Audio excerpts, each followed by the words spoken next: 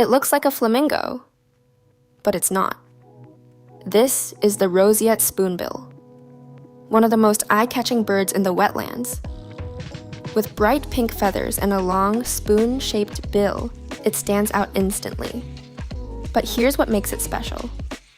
That wide, flat beak isn't for show. It sweeps its bill side to side in shallow water, feeling for fish and small crustaceans. And that pink color? It comes from the food it eats, rich in natural pigments. When spoonbill chicks are born, they are pale and fluffy. Their famous pink color slowly develops as they grow. Elegant, unique, unforgettable. The roseate spoonbill proves nature loves color. Follow for more incredible bird stories.